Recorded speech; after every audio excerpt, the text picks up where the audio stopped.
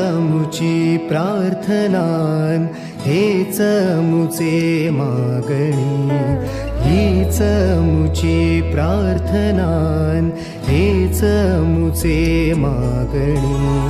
माणसाने माणसाशी माणसासम वागणे,